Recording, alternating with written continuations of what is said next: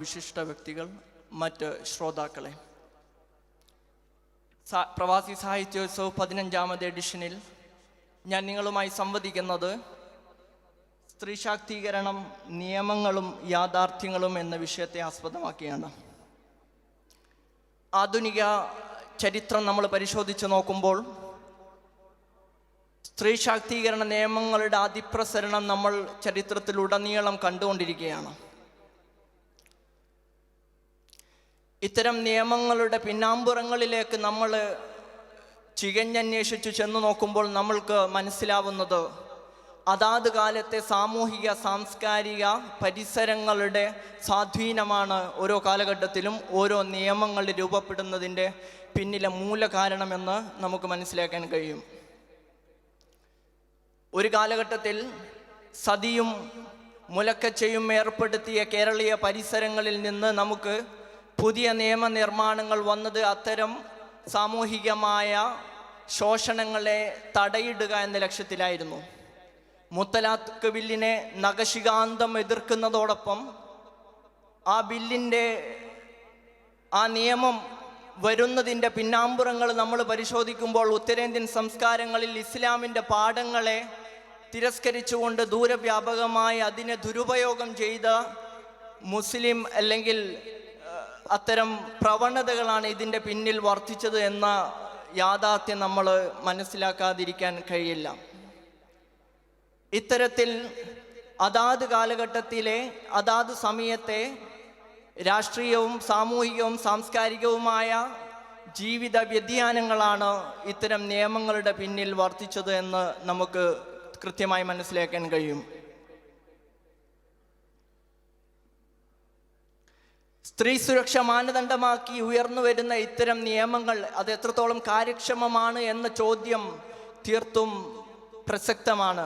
ഇത്രത്തോളം പോഷ് ആക്റ്റും അതിനു പിന്നീട് സ്ത്രീ മാരിറ്റൽ റേപ്പും ആക്റ്റും തുടങ്ങി സ്ത്രീധന വിരുദ്ധ നിയമങ്ങളും തുടങ്ങി വിവിധങ്ങളായ നിയമങ്ങൾ നമ്മുടെ രാജ്യത്ത് നിരന്തരം രാഷ്ട്രീയ തലത്തിലും അന്താരാഷ്ട്ര തലങ്ങളിലും ഉയർന്നു വരുമ്പോഴും ഇത്തരം നിയമങ്ങൾ എത്രത്തോളം കാര്യക്ഷമമായി ഉപയോഗപ്പെടുത്തുന്നു എന്ന വസ്തുത നമ്മൾ പുനഃപരിശോധിക്കേണ്ടിയിരിക്കുന്നു. ഇത്തരത്തോളം നിയമങ്ങൾ രൂപപ്പെടുമ്പോഴും സ്ത്രീകളുടെ മേലുള്ള കടന്നുകയറ്റങ്ങൾ ദിനം പ്രതി വർദ്ധിച്ചു വരുന്ന ഒരു യാഥാർത്ഥ്യവും അപ്പുറത്ത് നിലനിൽക്കുകയാണ്. അതേസമയം നമ്മൾ ഇത്തരം നിയമങ്ങൾ സ്ത്രീകൾക്ക് നൽകുന്ന അമിതാവേശം, അമിതാത്മവിശ്വാസത്തിൻ്റെ ഒരു ഇരയായി ദീപക് എന്ന് പറയുന്ന ഒരു യുവാവിൻ്റെ ദാരുണാന്ത്യത്തെ നമുക്ക് വിവക്ഷിക്കാനും കഴിയും. ഫെമിനിസത്തിൻ്റെ വിവിധ വകഭേദങ്ങൾ കാലാന്തരമായി രൂപപ്പെട്ടു വരുമ്പോൾ ഇന്ന് അതിൻ്റെ തേർഡ് വേവിലേക്ക് എത്തി നിൽക്കുമ്പോൾ സ്ത്രീകൾ പുരുഷാധിപത്യത്തിൻ്റെ ചങ്ങലകൾക്കുള്ളിൽ നാം സ്വയം ബന്ധിക്കപ്പെട്ടവരാണ് എന്ന ധാരണ ലോകത്തിന് മുന്നിൽ മുയച്ചു നിർത്തിക്കൊണ്ട് സ്ത്രീപക്ഷ നിയമങ്ങളെ തീർത്തും മുഖ്യധാരകളിലേക്ക് കൊണ്ടുവരാനുള്ള തീവ്രമായ ശ്രമങ്ങളും ഒരു വശത്ത് നടന്നുകൊണ്ടിരിക്കുകയാണ്. അപ്പോൾ ഞാൻ പറഞ്ഞു വരുന്നത് ഇത്തരം നിയമങ്ങൾ അതിൻ്റെ പിന്നാമ്പുറങ്ങൾ നമ്മൾ പരിശോധിക്കുമ്പോൾ, അതിൻ്റെ യാഥാർത്ഥ്യങ്ങൾ നമ്മൾ പരിശോധിക്കുമ്പോൾ നമ്മൾ ഇതിനൊരു ബദൽ അന്വേഷിക്കേണ്ടിയിരിക്കുന്നു. ഇസ്ലാം അതിന് കൃത്യമായ ബദൽ നമ്മുടെ മുന്നിൽ തുറന്നു വെക്കുന്നുണ്ട്. പരസ്പരം സഹകരിച്ചുകൊണ്ടുള്ള ഒരു സാമൂഹിക സംവിധാനം രൂപപ്പെടുത്തുക എന്നതാണ് ഇതിന് ഉത്തമമായ മാതൃകയും ഉത്തമമായ പരിഹാരവും നമുക്ക് മുന്നോട്ട് വെക്കാനുള്ളത്. സ്ത്രീകൾക്ക് അവരുടേതായ ഇടങ്ങളിൽ അവരുടേതായ അവകാശങ്ങൾ വകവെച്ചുകൊണ്ട് പുരുഷന് തൻ്റെ ഇടങ്ങളിൽ സ്ത്രീയോടുള്ള കടമകളെക്കുറിച്ച് കൃത്യമായി ബോധനം നടത്തിക്കൊണ്ടുള്ള കൃത്യമായ ഒരു സാമൂഹിക സംവിധാനം രൂപപ്പെടുത്തുക എന്നതാണ് നമുക്ക് ഇതിന് ആത്യന്തികമായി മുന്നോട്ട് വെക്കാൻ പറ്റുന്ന പരിഹാരം.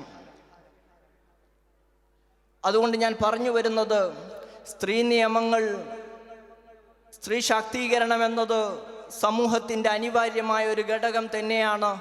അത് ഏറ്റവും സാർവത്രികമായി നടപ്പിൽ വരുത്തുക എന്നത് നമ്മുടെ ഉത്തരവാദിത്വം എന്ന ബോധം നമ്മൾ ഓരോരുത്തരും നിലനിർത്തിക്കൊണ്ട് കൃത്യമായ ശ്രമങ്ങൾ അതിനുവേണ്ടി നടത്തുക എന്ന് മാത്രം പറഞ്ഞുകൊണ്ട് ഞാൻ എൻ്റെ ഭാഷണം നിർത്തുന്നു. അസ്സലാമു അലൈക്കും വറഹ്മത്തുള്ളാഹി. Next letter C. വിഷയം സ്ത്രീ ശാക്തീകരണം, നിയമങ്ങളും യാഥാർത്ഥ്യവും.